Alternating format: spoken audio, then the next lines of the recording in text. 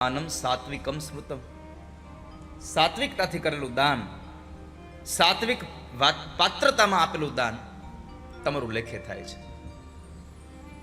માટે યોગ્ય જગ્યાએ જ્યાં પણ દાન કરો છો ત્યાં એક વખત એનું પ્રમાણિત જોઈ લેવું, આ કામ તો બરાબર થઈ રહ્યું છે, પછી દાન કરવું. તો દાન પુણ્ય કર્યા હોય તો ભગવાનને કહી શકો કે તમે મને લેવા આવજો.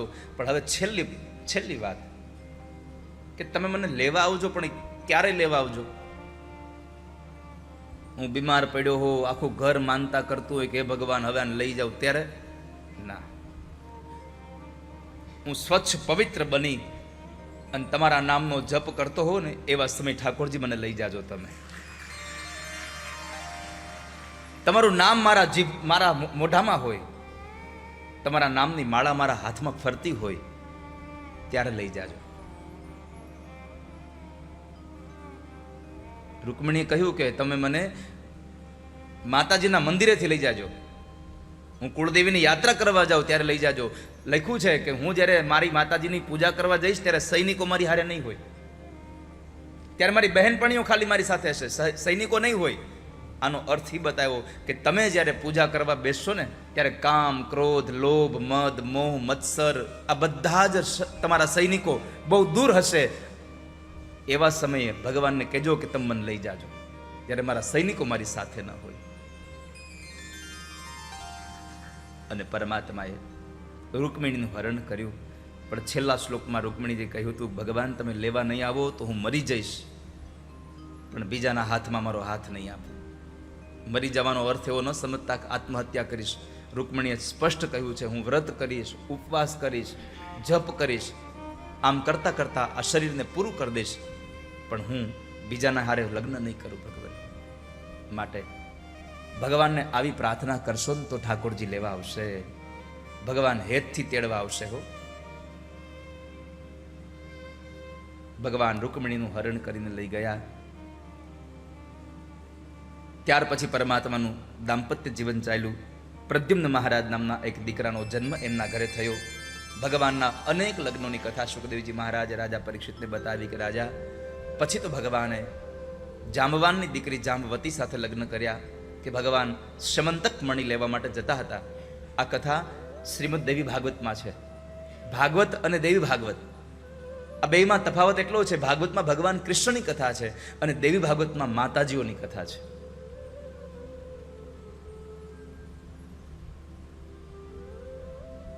માતાજીઓની ઉત્પત્તિની કથા છે, માતાજીના એ પોતાના તેજની કથાઓ છે કે માતાજીની ઉપાસનાથી શું શું થઈ શકે એની કથા છે.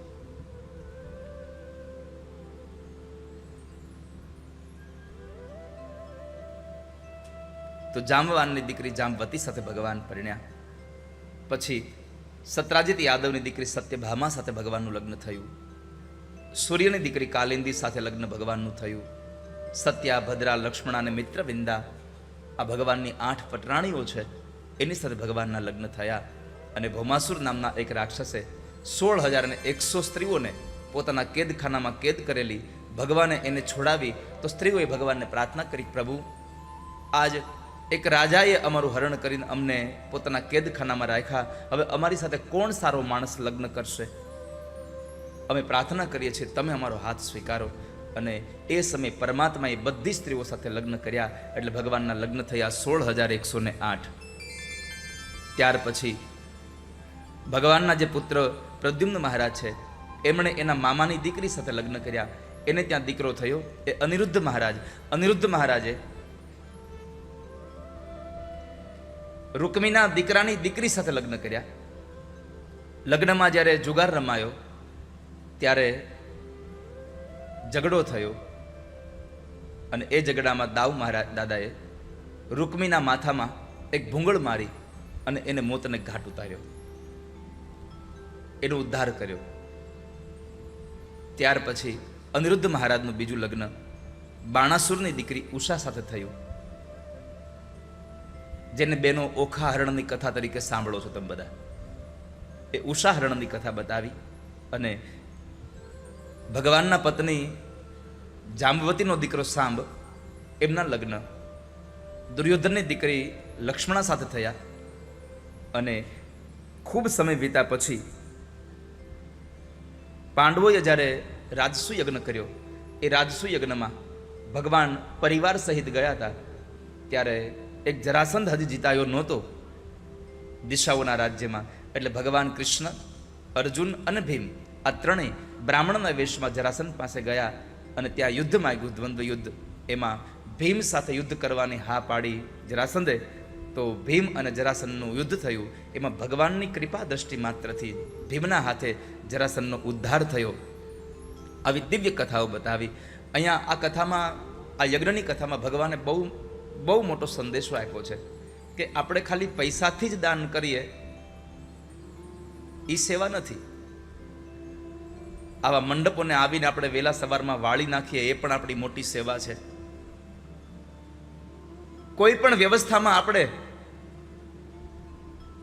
સેવા કરીએ. ભગવાનને બુહારીની સેવા બહુ ગમે છે. ભગવાનનું મંદિર બંધાતું હોય એમાં આપણે પૈસા ન આપી શકીએ તો કાંઈ નહીં, પણ ભગવાનનું મંદિર બંધાઈ ગયા પછી એ મંદિરમાં જો કચરા પોતા કરવા જતા હોઈએ ને તો ઠાકોરજી આપણી સેવાથી બહુ રાજી થાય છે.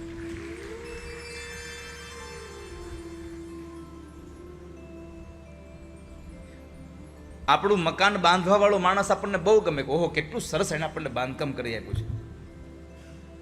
પણ એ બાંધકામ કરેલા મકાનમાં જો કોઈ 6-8 મહિના સુધી કોઈ વાળવા ચોળવા ન આવ્યું ને પછી કોઈક આપણને સફાઈ કરી દે તો બાંધે તો ને એના કરતાં વધારે સફાઈ કરવા વાળો આપણને ગમ્યું, ભાઈ બહુ સારું કર્યું તમે સફાઈ કરી દીધું. ભગવાનને બુહારીની સેવા બહુ વાલી છે. પરમાત્માએ આશ્રમ યજ્ઞ અહીંયા બતાવ્યો કે યજ્ઞમાં સૌ લોકોએ શ્રમ કરવો જોઈએ. જરાસંધને જીતીને આવ્યા પછી અગ્ર પૂજામાં ભગવાનનું નામ થયું જાહેર, તો એનો વિરોધ કર્યો કે ગોવાળિયાની અગ્ર પૂજા નહીં થાય, એ ચોરની અગ્ર પૂજા નહીં થાય, કોકની સ્ત્રીઓના હરણ કરી જાય એની અગ્ર પૂજા ન થાય. આ શિશુપાલ હતો, પરણવા ગયો હતો અને ખાલી હાથ પાછો આવ્યો હતો, એટલે ભગવાનનો દ્રોહ કર્યો. આ કથામાં બીજો એક ઉપદેશ એ છે કે તમે સારું કામ કરશો અને સમાજના લોકો તમને જરા હાર પહેરાવતા થશે ને તો બધાને ગમે એવું નક્કી ન હોય, અમુકને નોય ગમે. બહુ જરૂરી નથી કે તમારી પૂજા થાય, તમારી વાહવા થાય એ બધાને ગમી જ જાય, ઘણાને નહીં ગમે. પણ પરમાત્માએ કહ્યું કે જેને નથી ગમતું એને પણ માફ કરવાની તમારામાં તાકાત જોઈએ. પરમાત્માએ શિશુપાલને 100 વખત ગાળો આપી છતાં પણ ભગવાન એને માફ કર્યો. પણ 100 વખત માફ કર્યા પછી પણ જ્યારે એણે ગાળ ભગવાનને આપી તો પરમાત્માએ એનું મસ્તક છેદન કરી નાખ્યું. પરમાત્માએ એનું મસ્તક ઉતારી લીધું. શિશુપાલ મરાયો. પછી ભગવાને યજ્ઞની અંદર પરમાત્મા પોતે આવનારા અતિથિઓના ચરણારવિંદને ધોવે છે. બ્રાહ્મણોની પત્રાવળી ભગવાન ઉપાડે છે. પરમાત્માના પત્નીઓ યજ્ઞશાળામાં ઝાડુ કાઢે છે, સ્વચ્છતા કરે છે. સેવાનો મહિમા બતાવ્યો.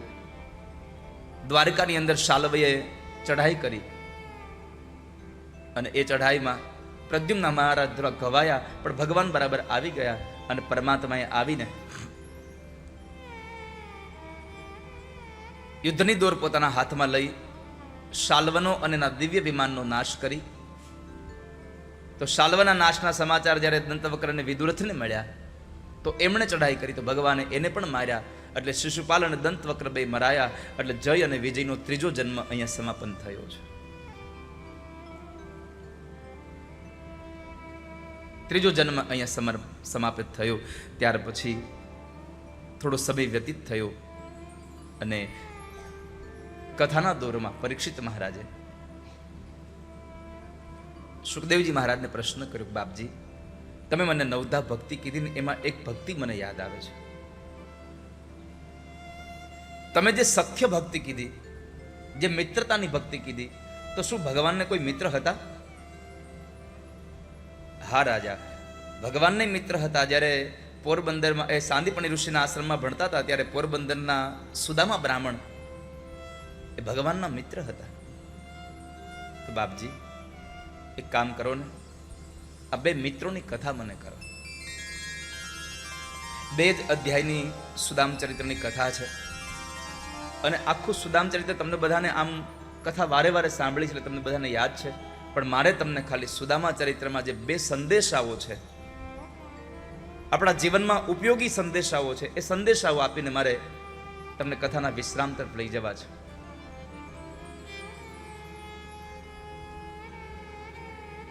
આજે ઠાકોરજી તમારા બધાની મધ્યમાંથી નીકળવાના છે. તમને સૌને મારી પ્રાર્થના છે કે ભગવાન જ્યારે અહીંયાથી નીકળે ત્યારે કોઈ જાતની ધક્કામુક્કી ન કરતા, કોઈ જાતની અવ્યવસ્થા ન કરતા, તમારા ઘરેણાઓનું, તમારી કિંમતી ચીજ વસ્તુઓનું અને તમારા શરીરનું ખૂબ ધ્યાન રાખજો. આપણે સૌ ભગવાન જ્યારે અહીંથી નીકળે ત્યારે આ કથા મંડપની બહાર સુધી જે ચોગાન છે ત્યાં સુધી બધા જ લોકો ભગવાનને વળાવવા માટે જશું. જેમ ભગવાનના સામૈયા કરવા આપણે ગયા હતા એમ ભગવાનને વળાવવા માટે પણ દરવાજા સુધી બધા જશું. પણ મારી પુનઃ પ્રાર્થના છે, તમારા શરીરનું, તમારી કિંમતી ચીજ વસ્તુઓનું ખૂબ ધ્યાન રાખજો, કારણ કે અત્યારે સૌ પોતપોતાનો સમય જોઈને અહીંયા આવ્યા હોય છે. બધા પોતપોતાનું કામ કરવા આવ્યા હોય છે. તમને ખૂબ સારી રીતે આ કથા યાદ રહે એવી વ્યવસ્થા જોજો. કોઈ પણને ધક્કા મૂકી ન કરશો અને તમને દુઃખ થાય એવી રીતે આ કથા યાદ રહે એવી ઘટનાઓ ન ઘટે એની કાળજી તમે બધા લોકો તમારી જાતે લેજો આજના દિવસે. કારણ કે મેં ખૂબ અનુભવ્યું છે કે જ્યારે ભગવાન જતા હોય ત્યારે તમે બધા લોકો એટલા ભાવાવેશમાં આવીને તમે બધા એટલી ધક્કામુક્કી કરતા હોવ છો કે પછી જે લોકો પોતાનું કામ કરવા આવ્યા છે એને સમય મળી જાય છે.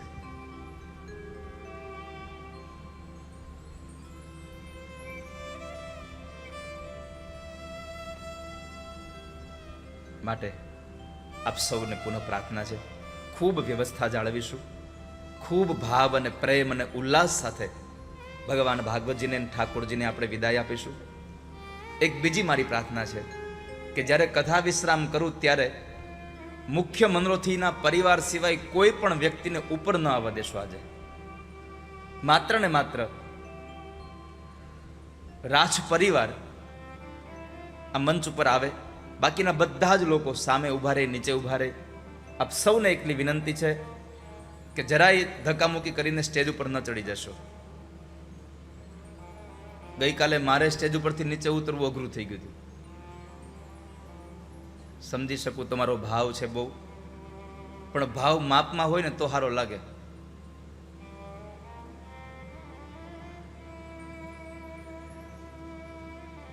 આ પવન છે એટલે આપણે જીવીએ છીએ, બરાબર છે, પણ એ પવન જો વંટોળિયાના રૂપમાં થઈ જાય તો એ પવન ગમે નહીં આપણને. એટલે આપ સૌને પ્રાર્થના છે, જો કે આપ તો બધા સમજદાર શ્રોતાઓ છો, સૂક્ષ્મ શ્રોતાઓ છો, આ તો ખાલી બસ તમને યાદ કરાવ્યું છે, બાકી તો તમને બધું યાદ તો હતું જ કે આપણે આમ જ રહેવું જોઈએ, પણ તમને ખાલી માત્ર મેં સ્મૃતિ કરાવી છે કે આપણે આવું રહેવાનું છે. બધા એકદમ પ્રેમથી ઠાકોરજીને વળાવવા માટે થઈ અને દરવાજા સુધી જશું. બહુ સંક્ષિપ્ત કાળની કથા બાકી રહી છે મારી પાસે.